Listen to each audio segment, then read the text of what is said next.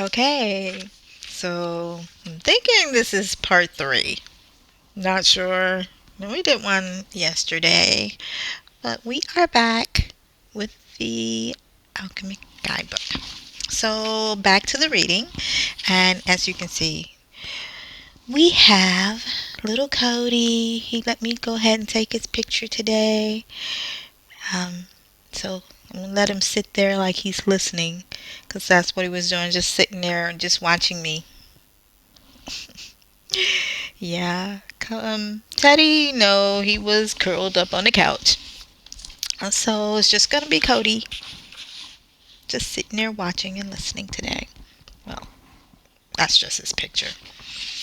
He's now on the side of me somewhere. So we're gonna start with the laboratory and let's dive in. We actually were doing some stuff. It was the introduction, it was something else. We're getting definitions, explanations, but let's go deeper today. So, the laboratory.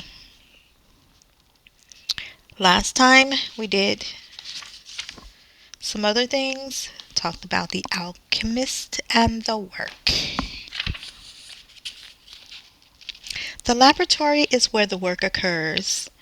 Its walls and tools, whether visible or invisible, support and sustain engagement with the work.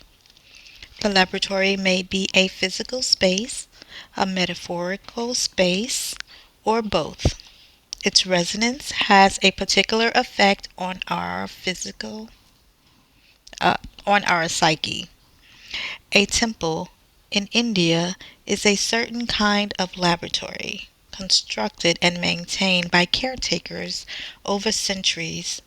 Other examples are an art studio, a workout room, a therapist's office, a kitchen, a forest, and a physical body.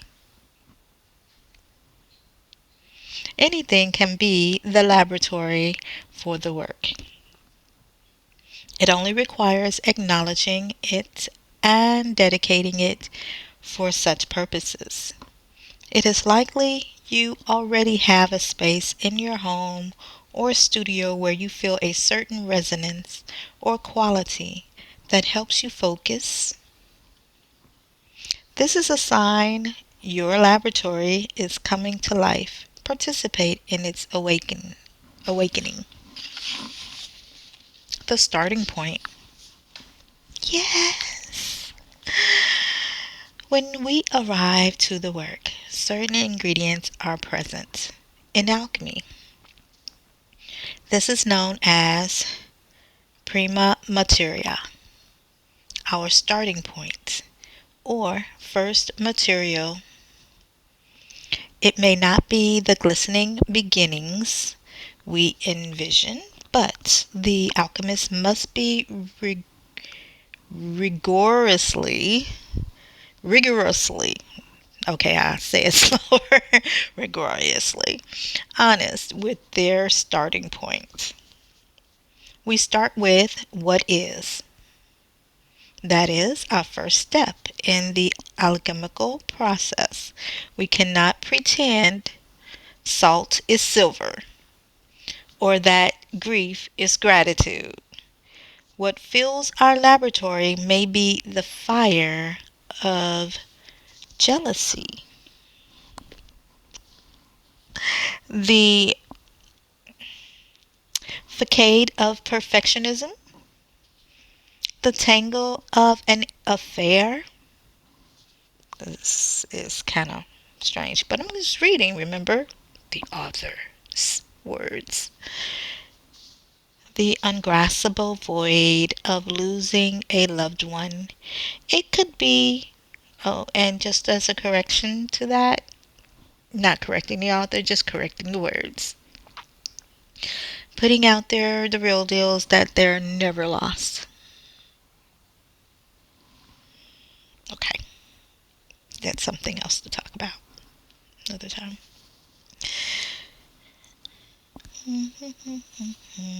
Okay, so it could be numbness, or disconnect.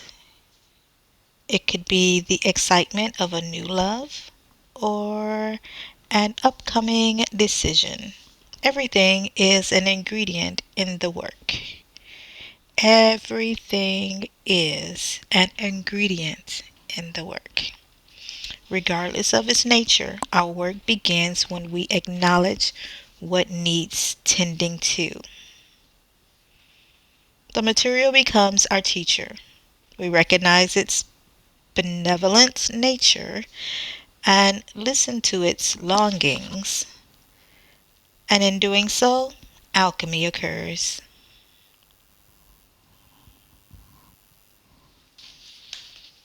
And that was the starting point.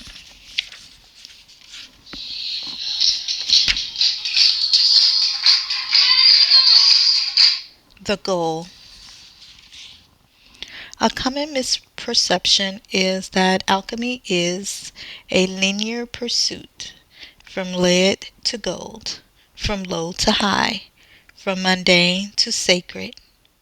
When viewed as a linear process, alchemy, like any transformative practice, can be used as an ascensionist paradigm, with certain individuals presiding righteously above the others.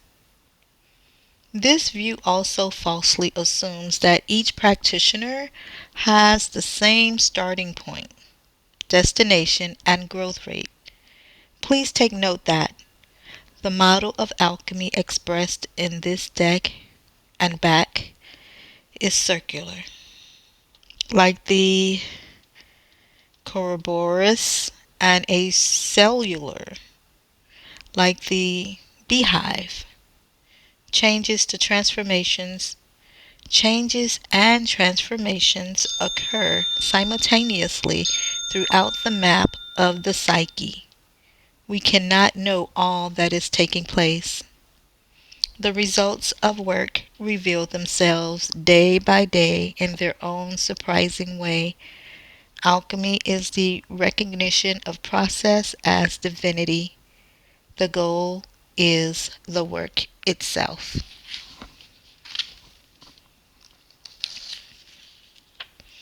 Yeah, doesn't really show anything, just a snake on the page.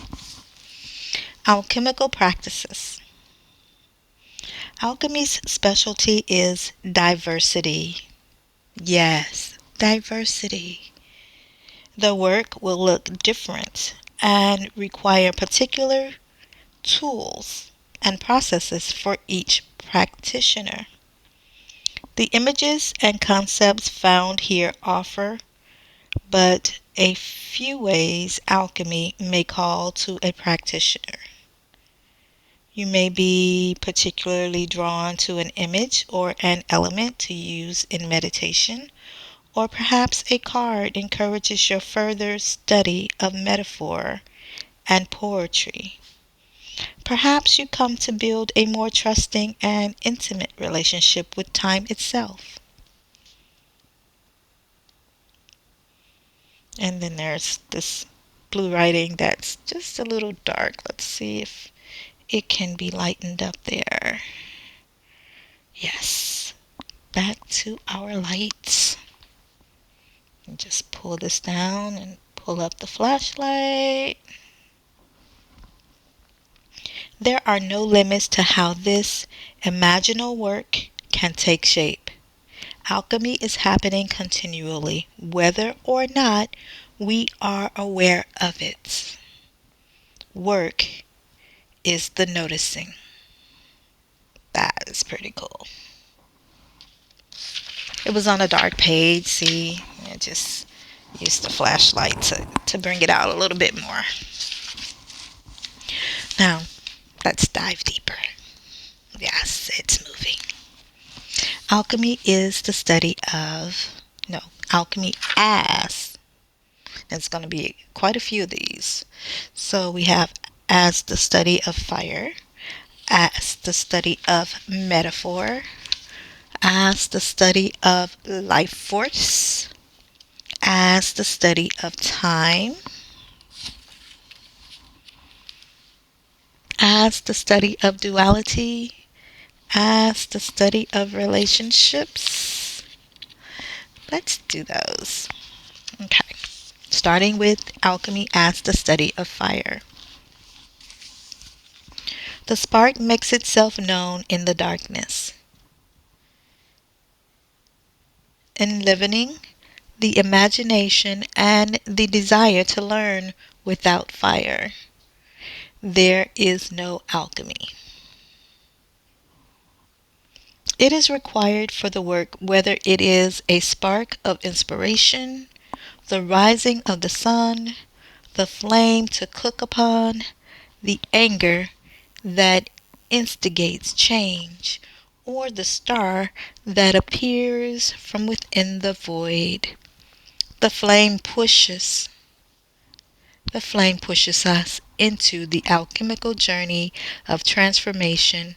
When we study fire, we in turn study the sun, and in doing so, we become an observer of all things animated through the generous life force of its lights. Therefore, alchemy becomes the study of change, of growth. Thought it was something else, didn't you? Some may have, and then we have those that already know. Yeah, but for our learning group, alchemy as the study of metaphor. The imaginary correction. The imagery of alchemy is never fixed. We thought it we thought we were transforming lead into gold when we were actually in the process of evaporating our ego. Yeah. We thought we were seeking eternal youth, but what we actually found was a well of forgiveness, a cauldron of love, an emerald tablet of intuition. From this mythical, metaphorical space, we awaken to images, information, and longings inaccessible to the intellect. Gifts emerge from the shadowy swamp, whether by way of roses, rust, lizards, crowns,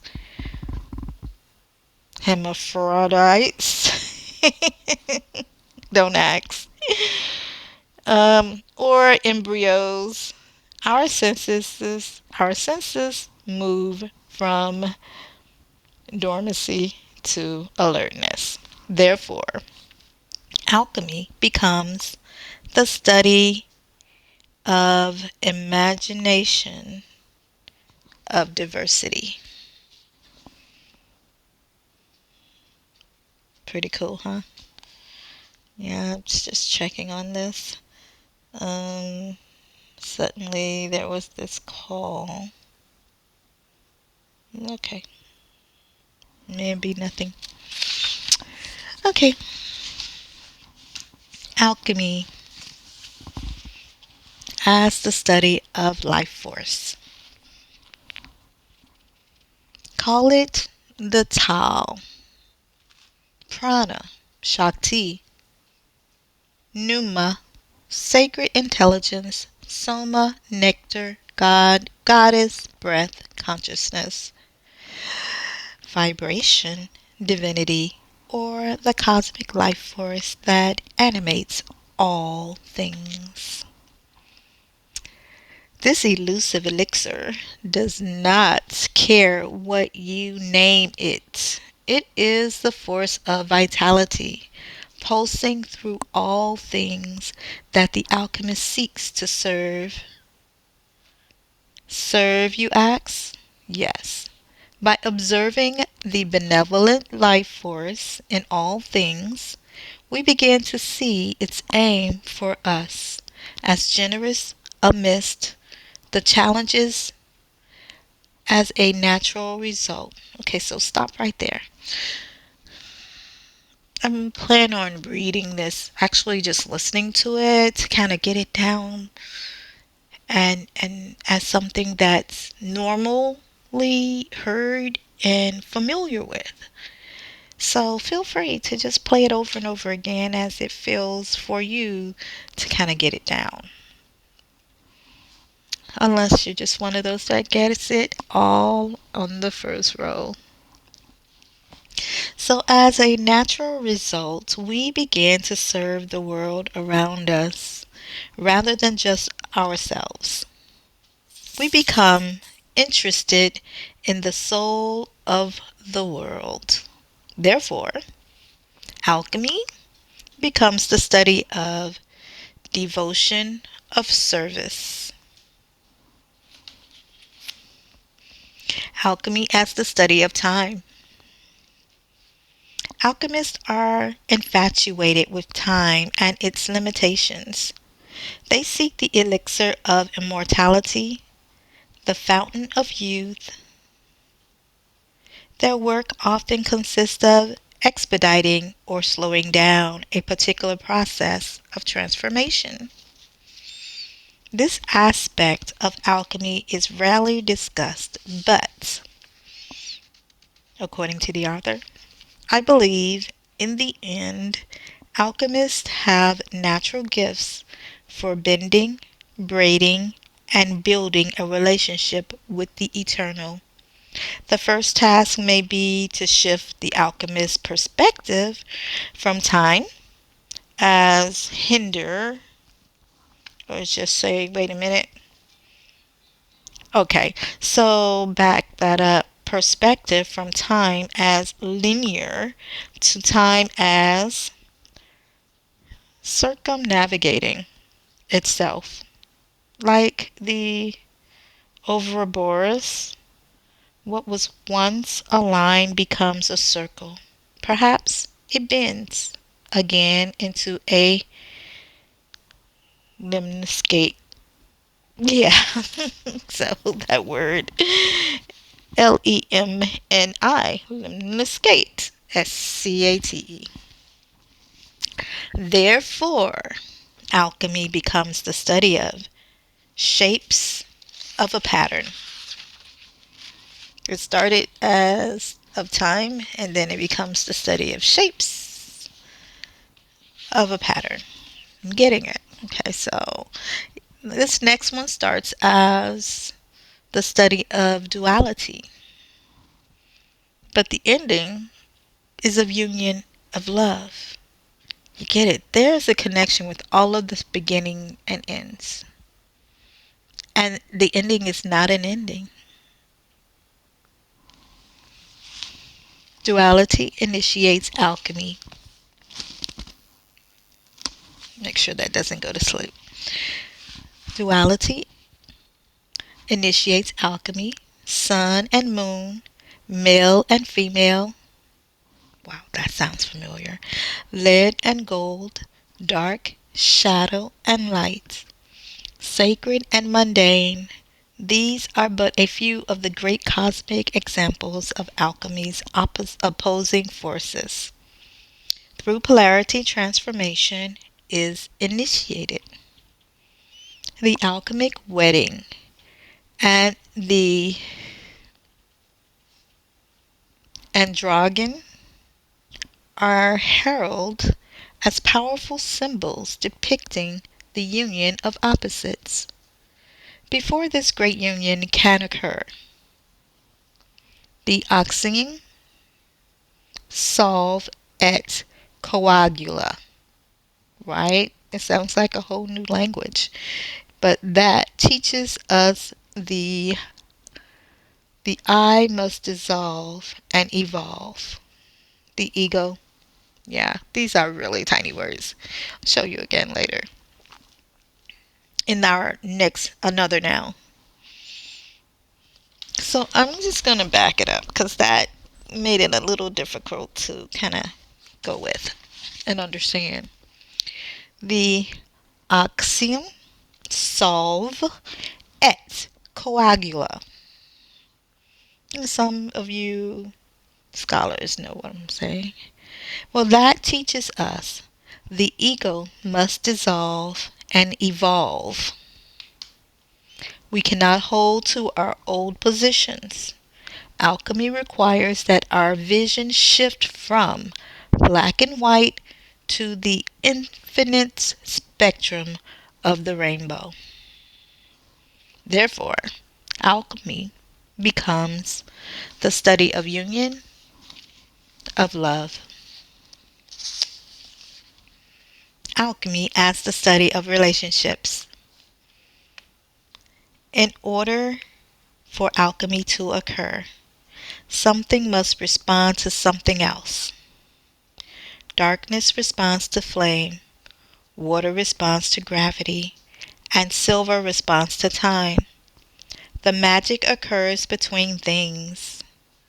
Through observing the actions and reactions of materials, planets, metals, and liquids, we begin to notice the interrelatedness within our own lives. It's good to compare. How do our heated words affect another? Our cold shoulder. How does the damaging of oceans affect the food supply? How does a compromised food supply affect poverty? To see the domino effect within the alchemic matrix is a gift of the work. What we do with it, what we do with the awareness becomes woven into our vocation, our deeper purpose. Therefore, alchemy becomes the study of ecology, of cosmology. Cosmology. Types of alchemists. But we'll need that flashlight again. Yeah, the page is dark. I know it's there somewhere. There it is. Okay. Alchemist is an archetype, meaning it is a universal potential within all people. Whether we embrace or deny the title, we must be aware of the boons and pitfalls along the way. Though there are infinite ways alchemy expresses itself through vocation or personality, here are a few examples of common archetypes. The awakening alchemist, the secret alchemist, the shadow alchemist, the future alchemist. The awakening alchemist. One of the first signs that alchemy is awakening within individual is that the study begins to take things less personally. Instead, they sense that the events of their life are processes in nature that must happen for growth. They see patterns in nature that mimic their own situations. They become part of the cosmic whole rather than the center of it. They notice the elements in every situation: heating, cooling, dulling, releasing. This awareness builds slowly but surely. As it occurs, reverence for the ingredients and for the work increase. New found feelings of awe and inspiration glimmer in the student's ear, even during difficult times. This leads to further study, and further study leads to more acceptance and revelation. When awakening alchemist reaches this phase, the heat of transformation sustains them. In their growth, the warmth spirals outward, serving others and the world. What was base becomes noble. The secret alchemist. Surely there is secret alchemist in your life. A baker. I like to bake. Sometimes. Okay, so a baker, mechanic, surgeon, seamstress, or surfer who is a master of their materials but is unlikely to think of themselves as an alchemist. Rather than informing them of their alchemical status, watch and listen. The baker will talk at length about the details of their process. The types of flour, where it comes from, how a certain oil produces a better rise in the yeast, simply because they love the materials.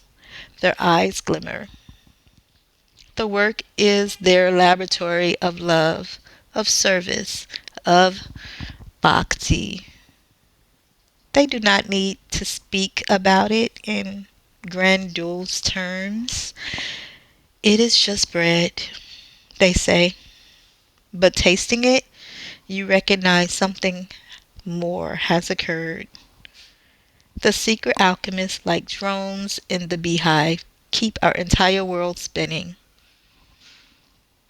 Bread's not just bread, especially when it's special to you. Just like a cookie. Homemade, of course. The shadow alchemist. Like any archetype, the alchemist has a shadow potential. Ultimately, the practice of alchemy is about engaging with the elements, and those elements have power.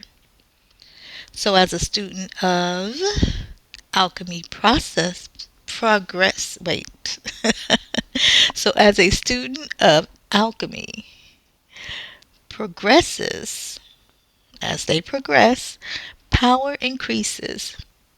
Misuse of the power of this power is in any form, whether against the self, others, or nature, cast a shadow onto the work and the world.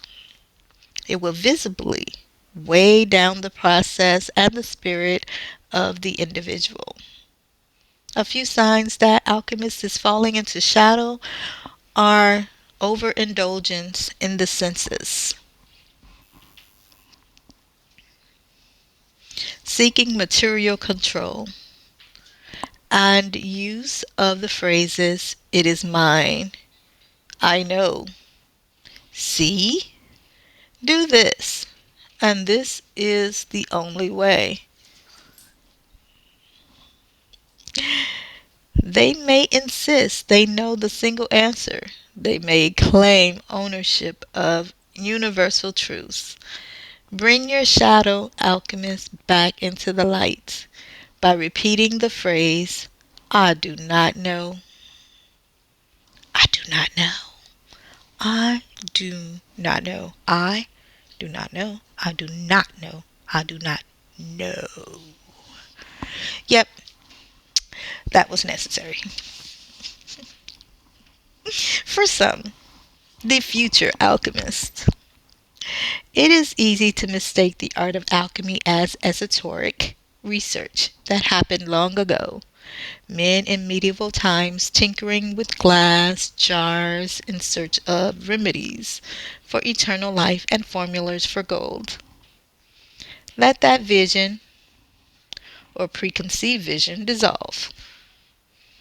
Alchemy is happening right now, and it will carry us into the future. This requires us to reclaim alchemy's insistence on diversity, curiosity, multiplicity, nature, and the imagination. The elements surround us. They shape our destinies. Through them, the stories of our lives unfold.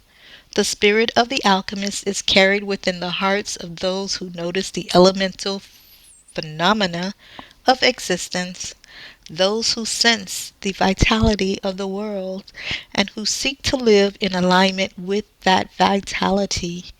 We become future alchemists by rising each morning to the work in front of us, knowing the sacred is in the mundane and vice versa. Not a job work. With kindness and reverence, we tend to the elements of today, and by doing so, serve tomorrow. That was the future alchemist. Let's understand the deck. With 71 cards in total, the alchemy deck asks us to step into a large like, cosmological narrative. Stop. So, understanding the deck has 71 cards in total.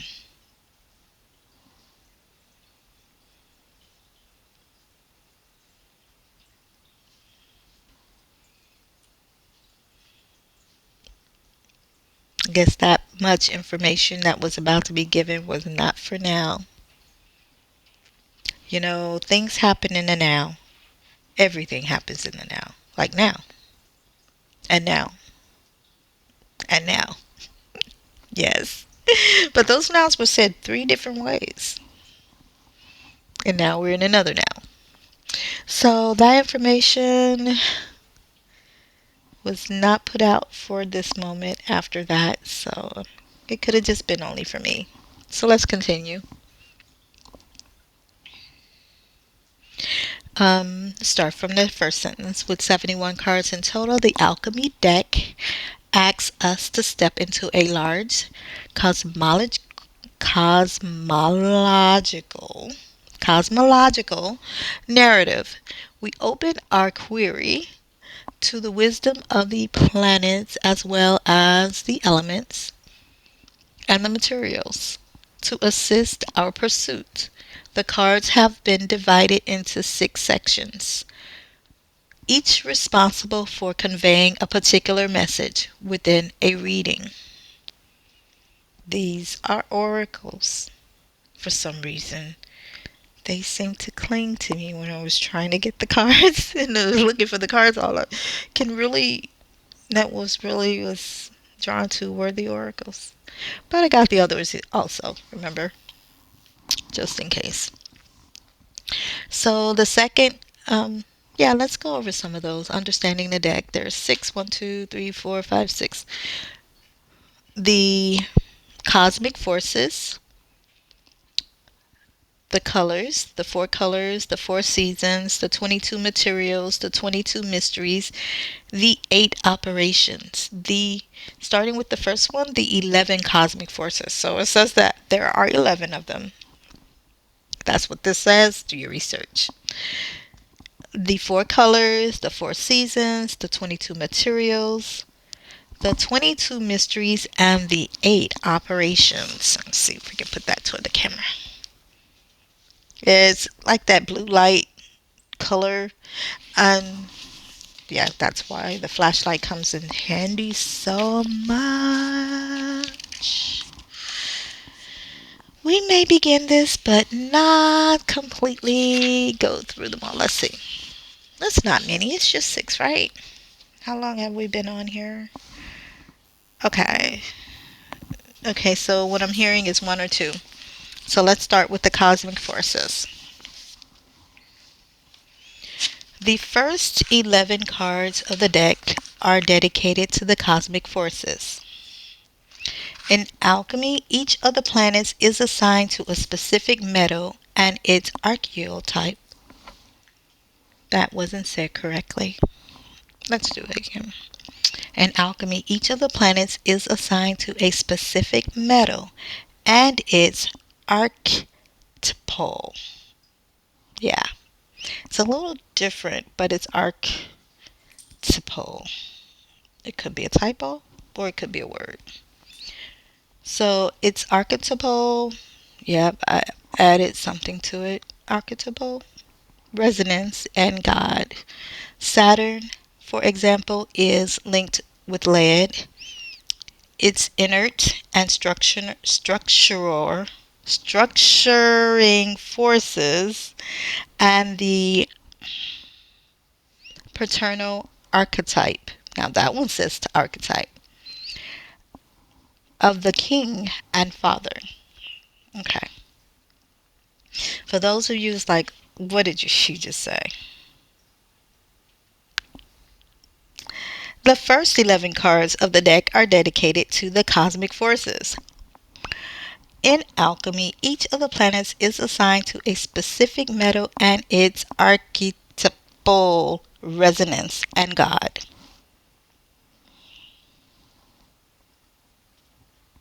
Saturn, for example, is linked with lead. Get it? Its inert and structuring forces, and the pattern archetype of the king and father. By extending our imagination beyond the earthly plane and into the far reaches of space, alchemy exercises our ability to see the interrelatedness of all things. Conversely, according to palmistry, the energy of the planets is contained in specific parts of the hand.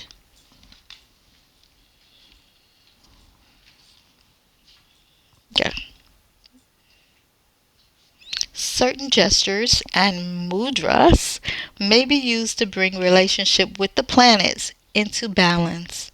Weaving all these themes together, the 11 Cosmic Forces cards contain images of hands, emphasizing the areas of the palm and fingers associated with the planet, along with symbols of the corresponding metals. Whether or not you have a background in astrology, the Cosmic Forces cards depend they deepen our readings and keep the alchemist humble and connected to the eternal. We're going to stop there.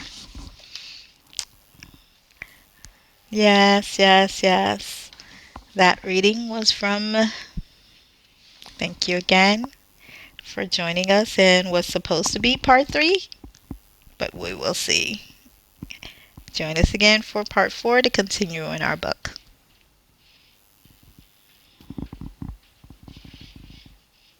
Thank you, Cody.